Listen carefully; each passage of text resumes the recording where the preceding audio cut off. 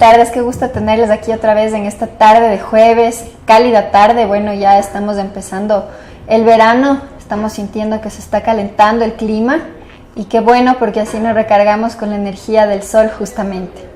Bueno, darles la bienvenida en esta tarde de psicología. Yo soy la terapeuta psicóloga Adriana Fornacini, ahí está mi número de contacto.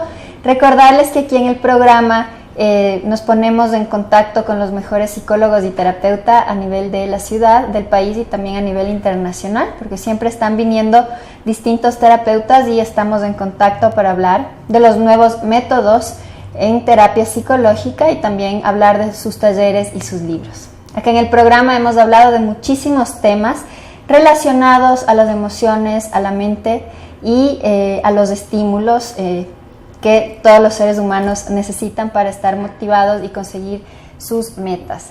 Y bueno, la idea justamente de este espacio es tener un consultorio desde acá hasta sus hogares para que justamente ustedes puedan enterarse de las últimas tendencias a nivel de terapia psicológica y vean qué es lo que ustedes están necesitando. Y también hablamos de variadísimos temas, dando tips, consejos o recomendaciones en relación a problemas como la depresión, la ansiedad, problemas de personalidad, problemas relacionados a las adicciones y muchísimas otras cosas más. Les recuerdo que el reprise del programa es el día domingo a las 5:30 de la tarde y Psicología Ahora pasa todos los días jueves a las 2 de la tarde. Bueno, hoy día estamos con la psicóloga Daniela Moreno. Ella es psicóloga clínica, ha estudiado en la Universidad San Francisco de Quito y ha hecho muchos otros cursos más relacionados también a la psicología, como terapia emocional, terapia cognitiva, entre otras cosas. Y hoy día estábamos conversando la importancia del tema del ritual. Si bien no es un tema que netamente entra a la categoría solamente de la psicología o de la terapia, es un tema que se relaciona mucho a él, porque los psicólogos utilizamos esta herramienta justamente como un camino de sanación. ¿Qué es lo que pasa en estos rituales que se han utilizado a lo largo de la historia, por ejemplo? Originarios en Europa, pero que también son tradicionales acá, en grupos de chamanismo, por ejemplo, o en el oriente ecuatoriano vemos que se utiliza mucho el tema del ritual, y en nuestra cultura es igual. Al terminar el año, por ejemplo, el ritual que se hace de fin de año, en los cumpleaños, en las ceremonias de matrimonio, estamos utilizando el simbolismo del ritual para cambiar los ciclos. Y hoy día vamos a profundizar sobre este tema y ver cómo nos funciona el ritual para el proceso terapéutico. Daniela, qué gusto tenerte aquí, muy buenas tardes. Buenas tardes, Adri, qué lindo, un placer para mí estar aquí, hablar de este tema que tanto me gusta y siempre he estado investigando, ¿no? Entonces, más allá de participar en rituales, me gusta mucho lo que es la investigación en internet, cursos, libros, siempre estarme capacitando en ese aspecto.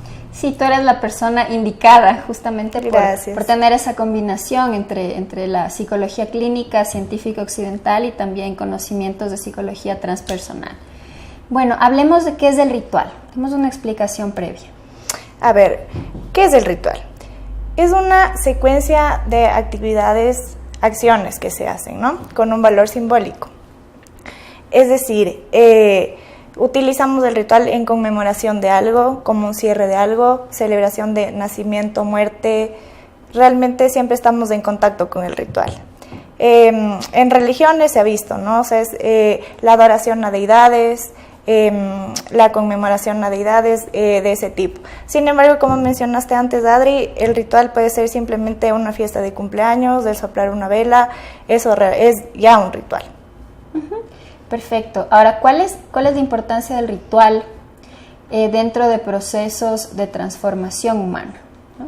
Conocemos mucho este tema de las ceremonias, por ejemplo, que está muy relacionado a los grupos. Uh-huh, uh-huh. ¿Qué se logra a través de estas experiencias? A ver, el ritual en grupos, a diferencia del ritual individual. Sí, a ver, el ritual cuando tenemos un grupo que nos proporciona esta contención, digamos así, que tenemos una creencia personal en común, nos da un sentido de pertenencia de por sí, ¿no? O sea, realmente nos da un sentido de pertenencia el estar en el ritual, con un grupo. Entonces, ahorita que me dice, se me viene a la mente rituales que se practican aquí en cuanto a ceremonias con medicina, ¿no? Entonces, sí quisiera enfatizar cuál es la diferencia de un ritual grupal con medicina y otro que no lo tiene. Sí, me parece sumamente importante. El ritual con medicina.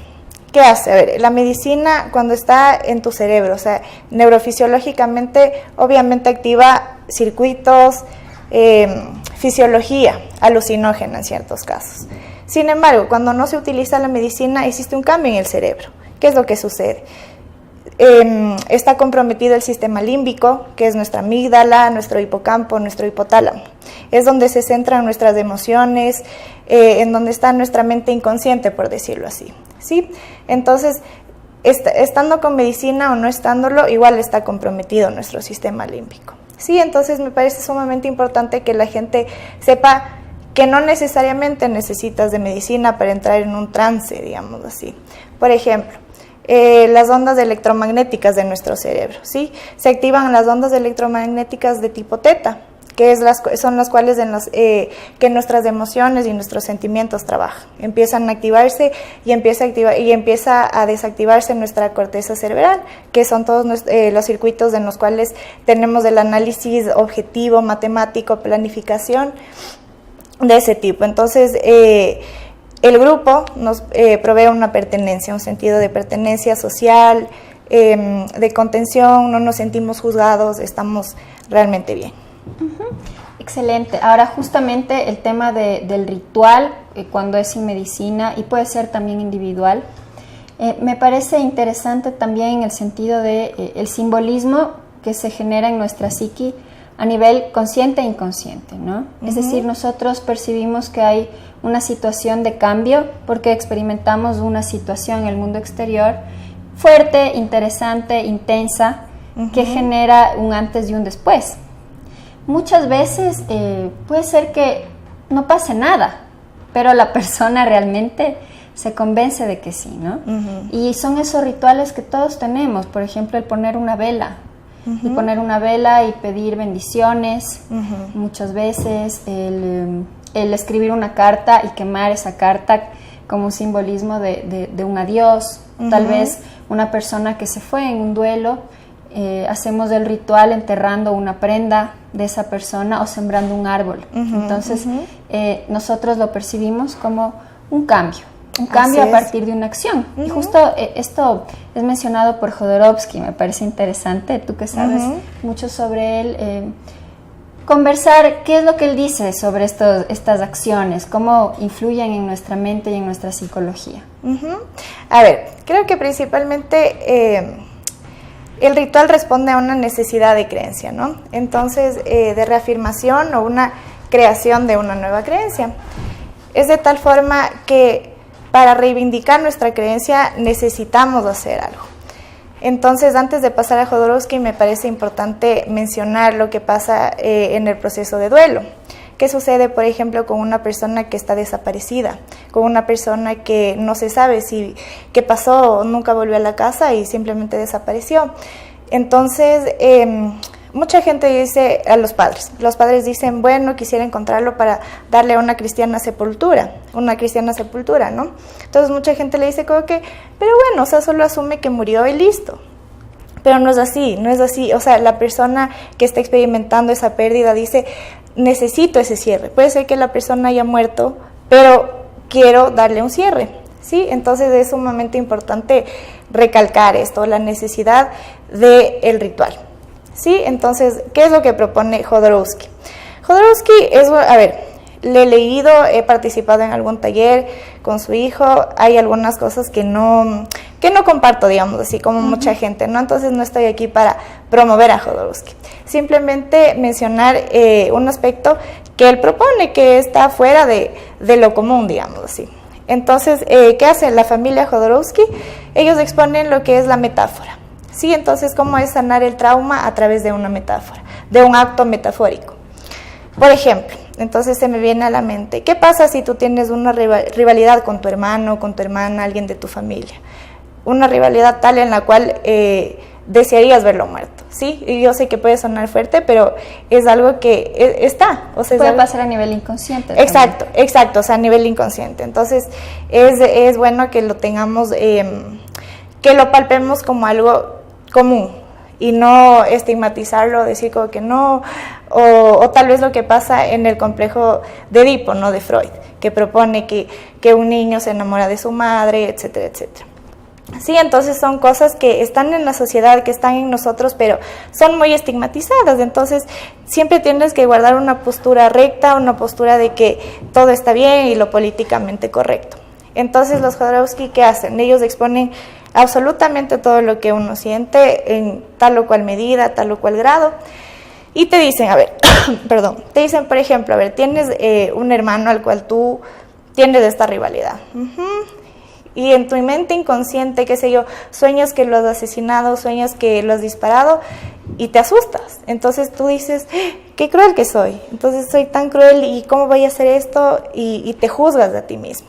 Entonces, ¿qué sucede por medio del acto psicomágico, que es el ritual en sí? Por ejemplo, entonces te dicen, puedes ponerle una foto de tu hermano a una persona. Puedes ponerle una foto de tu hermano a una persona y puedes hablar con ella. Sí, o sea, decirle todo lo que tú sentiste y ver en esa persona con la foto de tu hermano aquí, verle reflejado a tu hermano y el simplemente hecho de, o sea, la simple catarsis que haces tú al insultarle a esa persona es como que le insultaras a tu hermano en sí, y eso ya te provoca un alivio, te produce un alivio. Por ejemplo, te dicen, ponle la foto de tu hermano a un saco de harina, ¿no? Y destrúyelo, asesínalo metafóricamente con un cuchillo y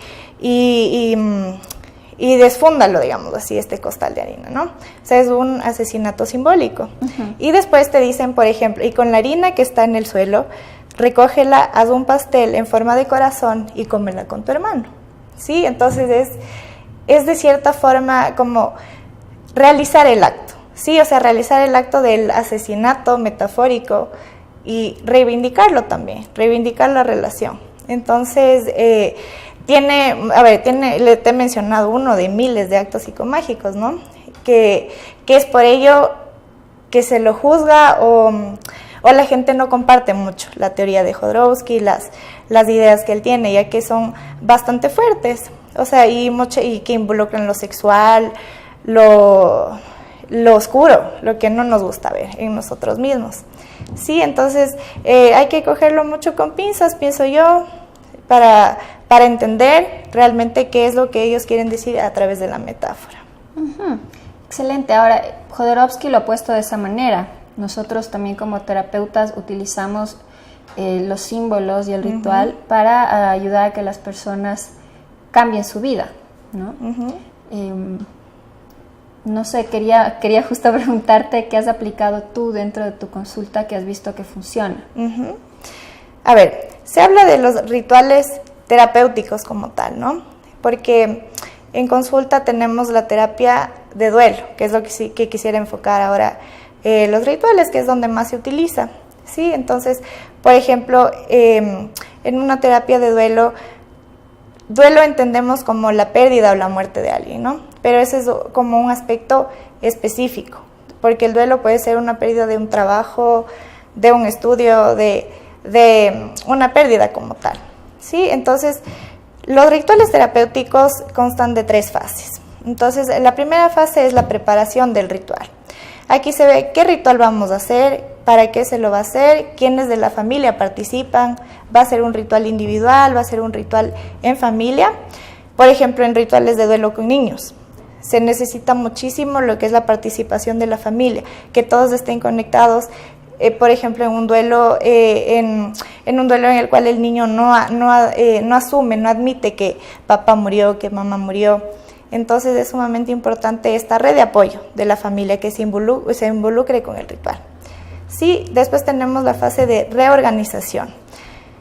¿En qué consiste esta fase de reorganización? Podemos indicarle a la persona que haga dibujos, esculturas, por un periodo de 2 semanas, por ejemplo. Entonces le dices a la persona, mira, en el caso de una pérdida de un ser querido, ¿no? Le dices, a ver, mira, en estas 2 semanas tú vas a realizar un diario también, un diario en donde vas a conmemorar cada día la persona que murió, tu ser querido que murió. Sí, entonces comienzas, haces las 2 semanas y también puedes hacer, recomendarle, vas a hacer esculturas, vas a hacer dibujos que tengan relación con que se relacionen con tu ser querido, ¿sí? Entonces es una especie de homenaje, digamos. Al culminar el periodo de tiempo, tú tienes ya la fase de finalización. ¿Qué sucede en la fase de finalización? Es ya hacer lo que tú decías, Adri. Es ya hacer la carta de despedida, quemar la carta, donar o vender las cosas del ser amado. Obviamente es preciso ver cuál es la historia de la familia y quiénes están de acuerdo. O sea, no hay un estándar de por sí.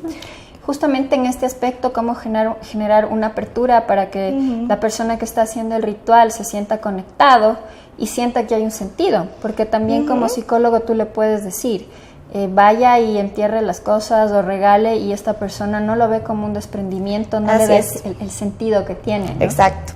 Por eso la importancia del proceso del ritual. Sí, entonces no solamente la ceremonia de despedida, no solamente la ceremonia de la carta o la despedida en sí, sino es el proceso. Por eso es muy importante la fase de reorganización que te digo, que es la segunda fase del ritual terapéutico, en el cual durante este periodo de tiempo le haces un homenaje a tu ser querido, compartes con él de cierta forma. Posterior a este paso tienes ya la finalización, que obviamente no significa despedirte y borrar la presencia de ese ser querido, ¿no? O sea, no se trata de eso, no se trata de decir, bueno, murió, no, se trata de decir, de aceptarlo y vivir con eso, sí, y seguir adelante, porque también tenemos lo que se llama un duelo patológico, ¿no? O sea, en psicología se considera un periodo de 2 años en promedio de un duelo en el cual te sientes mal, lloras, tienes un montón de estas sensaciones y emociones. Pasado 2 años, si ya realmente tienes emociones, sensaciones, actos, por ejemplo, de seguirle poniendo en la mesa los cubiertos del plato a la persona, se considera un duelo ya patológico, ¿no? Entonces es necesario hacer un proceso para despedirte de esa persona, un proceso para no sentirte culpable también, porque yo he tenido muchos pacientes que me dicen, a ver, doctorita, en pareja, por ejemplo, ¿no? Entonces murió la persona que amaban, el cónyuge, esposo, esposa, y dicen, bueno, conocí a esta persona y estamos, y bueno, no sé, me gusta, pero no, o sea, no puedo hacerle esto a mi esposo que murió y todo, ¿no? Entonces existe mucha culpa también de realizar mi vida, de retomar mis actividades, mi actividad social también. Ahora, las personas que hacen estos rituales, ¿qué áreas del cerebro se activan o cómo influye esto a nivel cerebral? Bueno, creo que ya mencioné un poquito antes, pero a ver, para poner un contexto me parece importante la ciencia, ¿no? Como te digo, porque los psicólogos somos científicos también, ¿no? Exacto. Como me dijo alguna vez un profesor, el que estudió psicología no le gusta investigar, no le gusta estar al tanto de la ciencia, de la neurofisiología, neuroanatomía, se equivocó de carrera, ¿no? Entonces, por ejemplo, en estos temas que son tan subjetivos, justamente, no quisiera ponerle el término esotérico, ¿ya? Pero no se me ocurre otro al momento. Pero, por ejemplo, esotéricos, medios alternativos de este tipo, no existe la concepción de la psicología ahí, o sea, de la ciencia. ¿Cómo entra la ciencia en este tipo de procesos, ¿no? O sea, del ritual ancestral. He encontrado muchos pacientes igual que me dicen, a ver, me gustaría hacer un ritual chamánico de despedida o de ayahuasca, por ejemplo, pero sé que mi familia va a creer que estoy loco y me va a juzgar y todo. Entonces es como este juicio que hay también. A ver, hay un doctor neurofisiólogo que se llama Andrew Newberg, de la Universidad de Pensilvania. Entonces él propone lo que es algo muy novedoso, que es la neuroteología. Sí, actualmente él ha hecho muchos estudios de tomografía, electroencefalograma, y él ha reflejado justamente lo que te decía, ¿no? Entonces dice, ¿qué pasa en el sistema límbico? ¿Qué pasa en la amígdala, en el hipotálamo, en el hipocampo? Que son áreas en el cerebro que se encargan de las emociones, las sensaciones y el pensamiento inconsciente, por decirlo así. Entonces él ha encontrado que en procesos de trance ritualísticos, se activan estas zonas. Y la parte de nuestra corteza cerebral, que es como la planificación, lo mucho más analítico, donde tenemos conciencia y planificación de lo que hacemos, existe una desactivación de eso. Y más trabaja el sistema límbico. Igualmente en las ondas electromagnéticas del cerebro se activan las ondas teta, que son las cuales se activa nuestra creatividad, nuestra creación de creencias, por decirlo así, lo que ya mencioné antes, ¿no? O sea, podemos generar nueva relación si creemos en una entidad más grande, en deidades, en un dios, por decirlo así también. Qué interesante. Ahora, es importante enfatizar que los rituales no necesariamente están vinculados a actos relacionados al chamanismo, de nuevo, ¿no? Hay rituales, por ejemplo, más comunes, irse de viaje. Es mi ritual del verano, irme a la playa, meterme al mar y limpiarme con la energía del agua y conectarme con la naturaleza, y eso genera un cambio, ¿no? Es algo simple, pero que implica justamente esos estímulos en el cerebro o en nuestro inconsciente que nos hacen sentir distintos. Eso es lo importante, ¿no? Ahora, yo quería mencionar, por ejemplo, en el tema de cuando se acaban relaciones de pareja, cuando la persona está lista, por ejemplo, el quemar cartas, el momento en donde la persona decide, por ejemplo, botar las cosas que le regaló el enamorado o la enamorada, quemar esas cosas, esos recuerdos, ya implica un antes y un después. Puede parecer simple, pero que la persona lo va a sentir como algo distinto en su vida. De hecho, la misma terapia puede ser un símbolo o un ritual.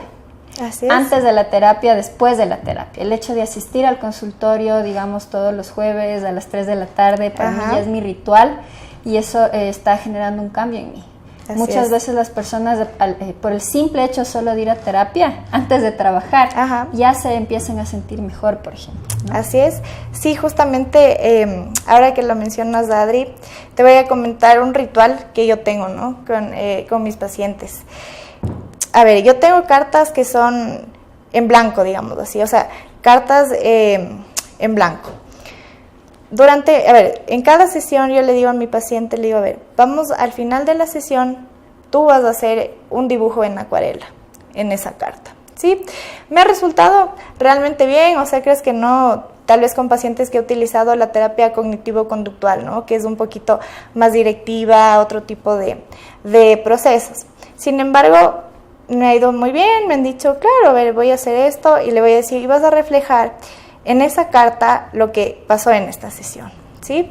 Al momento de que culminamos el proceso terapéutico, que ya es dado de alta, por decir así, ¿no? Entonces le digo a mi paciente, mira, tengo algo para ti, y le entrego todo ese cúmulo de cartas a él. Entonces es algo tan bonito ver cómo la propia persona está haciendo un ritual para sí mismo, ¿sí? O sea, no es que yo le estoy dando algo que le estoy diciendo, o sea, no es para nada directivo, sino que tú mismo haces un ritual en cada terapia, justamente que mencionas, ¿no? Entonces, me parece un ritual muy lindo, y no es que yo me lo inventé, esto como para que quede constancia también. Y justamente el interés de hoy día de hablar de este tema, ya se nos está acabando el tiempo, pero un poco para concluir, es justamente darnos cuenta que los seres humanos somos bien simbólicos, y justamente la aparición de los símbolos, como hablaba Carl Gustav Jung, se da porque es una manera de expresar emociones o particularidades de la psique humana o del alma que muchas veces no se pueden representar de otra manera. Es por eso que nuestra vida a veces está llena de rituales, nuestra vida está llena de rituales, del bautizo, la confirmación, el cumpleaños, etcétera. Y lo que hacen estos rituales es justamente también darle sentido a nuestra dinámica de vida. Bueno, ha sido un lindo tema, ojalá otro día podamos seguir desarrollándolo. Es una mezcla entre sociología, antropología y psicología, y queda faltando muchísimo más. Dani, muchísimas gracias por tu tiempo. Me gustaría que dejes tu número de contacto. Daniela es psicóloga clínica, por si alguien quiere hacer terapia o contactarse contigo. Bueno, mi número de contacto es el 098-7456-727. También me pueden escribir al correo electrónico danielaMoreno678@gmail.com. bueno, queridos amigos, que tengan una linda tarde de jueves. Les recuerdo que el reprise es el domingo a las 5:30 y nos vemos la próxima semana con más temas aquí en Psicología Ahora.